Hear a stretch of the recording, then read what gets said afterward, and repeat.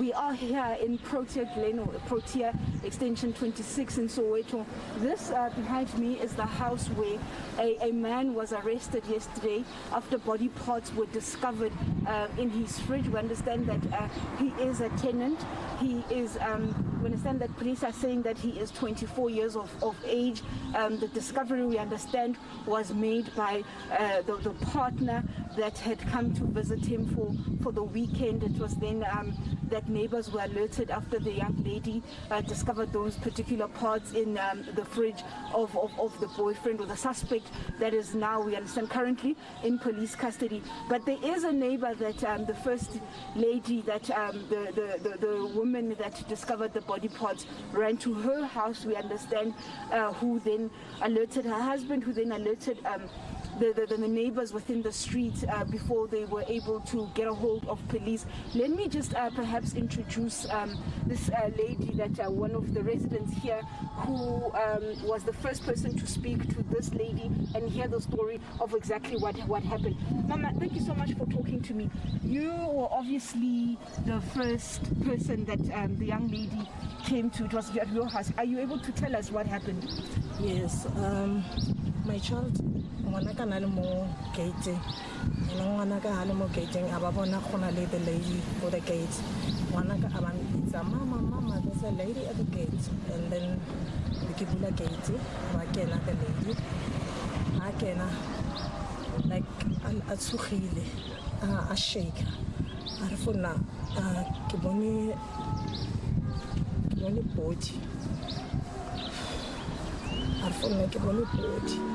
So ke dizzy mo a ke tsekereng ke na le bana ba ka re tshwara serious o bone body a re excited gore ke bone body eo ke khone ke lightile phone ya ka gore ke khone bona gore mo plasticing ke body ka tota re ke bone le tsogo. Yeah. And you said she was really shaken. Yes, she was crying, vomiting, she was shaking. Excited for getting family, like, yeah. Accent ki bua le ne monna ka aba phone na se yo monna ka ha phone na na re wan check ya no e ke mo bolela gore yo rena le mathata gona le o sifana a re o bone body. Monna ka bana le group le ka mo strateng sa rona a bolela group gore gona le mathata, please guys ba le mathele kontru ke ga di neighbor tsa ka di tlage ga di tlaya ke go ba re thusa. All right. You heard there that, let me move there quickly. You heard there, I think, let me just translate quickly. She, just relating that this young lady came and the daughter had just come back from the shop, ran to her gate. The daughter called her that there was somebody at the gate. They eventually let her in.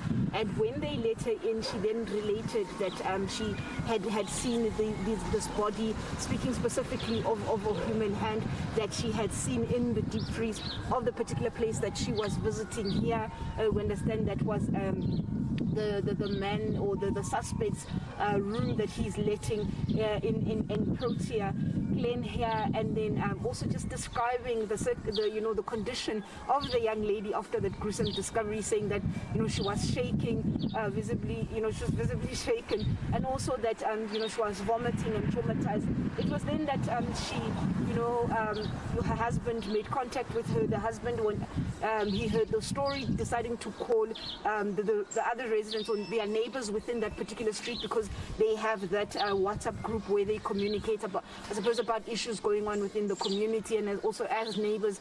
And one of the, I have some with me here, the gentleman that managed to answer that particular WhatsApp group and were able to then try and assist this lady after the discovery.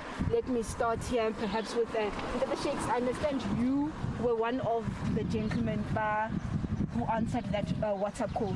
Are you able to tell us what happened? All right, yeah. So early in the afternoon yesterday, around 8 minutes to 1, that's when I received that voice note on our WhatsApp group. So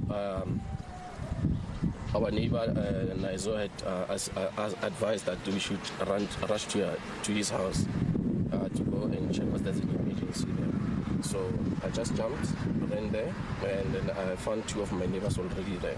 So as I got there, the lady was explaining to one of our neighbors who is a police officer, but was off duty on the day. So she related the story to him. So from there, then the neighbor, which is the police officer, then advised that we should come and then accompany him here to this place just to confirm what he was told there. So as we came to this house, then the suspect was coming from the spaza shop.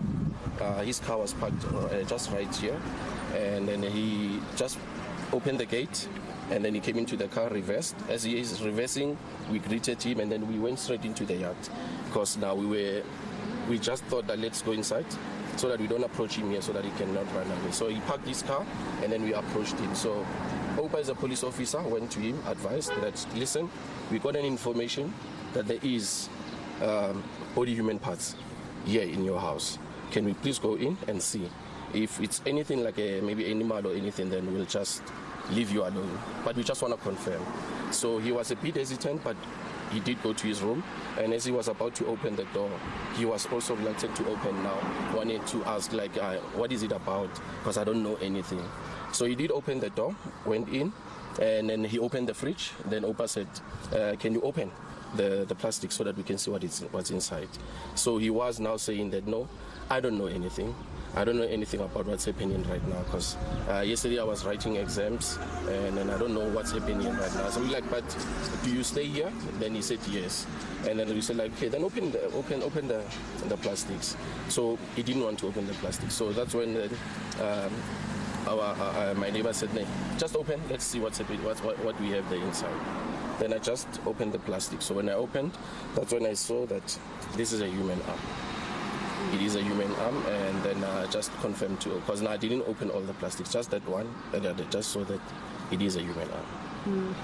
Yeah, and also that you were also there as well, and you saw him, because we understand at one point he tried to stab himself to death or commit suicide, if you call it that. What happened? Well, the guy was actually trying to escape, cuffed. He was walking around the room, he kept on saying, sit down. It was like he was looking for something that he can use. So in our minds, we thought maybe there's something else except the body parts, maybe a gun or something. So Shakes saw a screwdriver, and he moved the screwdriver. And then we were like saying, maybe there's nothing dangerous that he can use. The other neighbor was who's the off-duty police cop, was on the phone trying to get extra help. So Shakes was in the street trying to get help, maybe from the pass-by police car. As I was standing at the door, the guy came with a knife. I don't know where he got the knife from, in his room, holding it against his neck. That was before he started stabbing himself. So I called Opa, come out, look what this guy is doing. I was at the door, managed to get Opa out, and the guy started stabbing himself in his neck, screaming, and then we locked him inside. Yeah, that's when he started throwing things around, the bottles, and then Shakes went back. He saw him drinking chase fluid and vinegar. Yeah. It was something that we normally see in the movies or we read about. I'm happy that I managed to sleep. I don't know about Shakes, who actually saw and touched the plastic bag. It was a horrible incident. I wasn't expecting that yesterday. I wanted to have a peaceful day. I ended up being here for all 9 hours, I think, yesterday, from 1 o'clock until 9 o'clock. And also, and I think when we spoke, you also spoke about the issue of trying to get police here. That was also quite an issue that you were rather concerned about. Yes, our neighbor, like I said, he's a police officer. He couldn't get through to the police station. He then had to phone someone else, who's high-ranking police officer, who managed to get the guys, because the guys, when they got here, after 2.5 hours, they said they were phoned by somebody to come help here. That is number one with the police. Number two, the ambulance was phoned, but it came 4 hours later, which is a big problem. When we followed this up, we were told that this area only has 2 ambulances. And that ambulance that came here, it was only dispatched at just before 4 o'clock. And this was reported 1:30, 1:15. Apparently, the person who was supposed to dispatch that, she forgot to dispatch the ambulance. Thank you so much.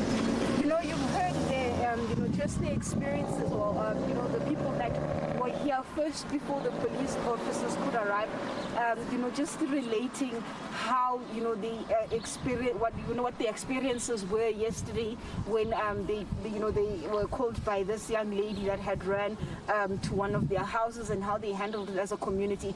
But also, I suppose, the concerns of policing here, saying that it took them close to 2-3 hours before police could actually arrive, and even then it was simply because they were in a fortunate position where one of the neighbors is a cop, though he was off duty yesterday, having to call so and so in some high office before police could be dispatched to this particular area.